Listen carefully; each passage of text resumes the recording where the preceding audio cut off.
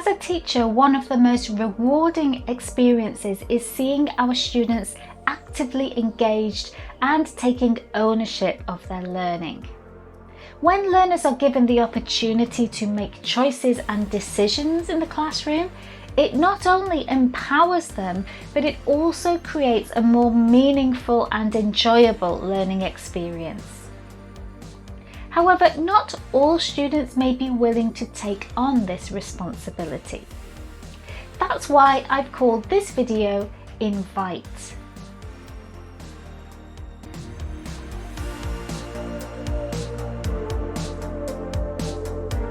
Introducing new roles and responsibilities in the classroom is an excellent way to encourage student participation and decision making. However, it's essential to regularly check in with your students to ensure that these new roles are working effectively. Take the time to have open conversations with your students and ask for their feedback. Are they comfortable in their new roles? How do they feel about them? Do they have any suggestions or other ideas about roles that they could take or other things that they could do?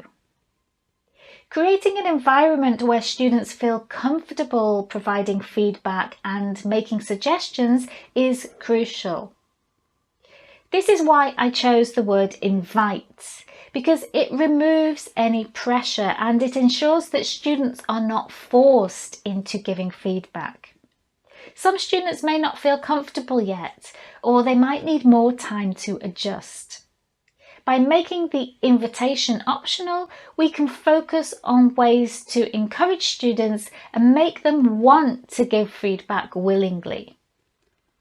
One effective strategy to encourage student feedback is by setting up a fun feedback box in the classroom.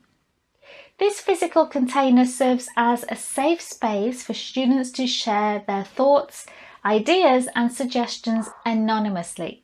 It allows them to express themselves freely without fear of judgment or repercussions. It can be nice to make the feedback box look fun and inviting to encourage students to put their ideas inside. You could make it a monster or an alien or some other type of creature. Today's tip is to involve your students in the process of designing and making the feedback box. By including them in the creation, they will feel a sense of ownership and connection to the feedback process, and they will therefore be more likely to want to use it later on. You could also ask them where to keep the feedback box in the classroom. Ask students what materials they would like to use for their feedback. For example, would they like to use coloured slips of paper or post-it notes? Do they prefer lined paper or blank paper? What kind of pens or pencils could they use? Although these decisions may seem really small and insignificant, it reinforces the message that the learner's ideas are important. Finally, set up your system. When will learners be giving feedback and how? Can learners use the feedback box whenever they want, or will there be a specified time? You could make this decision together, or if you feel your learners aren't ready for such a big decision, although they probably are, you could decide before the lesson and then explain the system. The important thing is that everyone understands the system and knows how to use it. Inviting learners to make choices and decisions is a powerful way to kickstart your learner-centered classroom environment.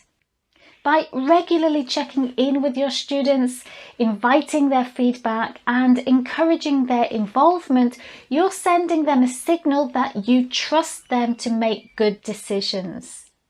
Remember, the invitation is optional, allowing students to feel comfortable and respected in their own time. Next week, we'll be moving away from the classroom setup and routines and towards introducing independence as part of your lesson content. I'll see you then.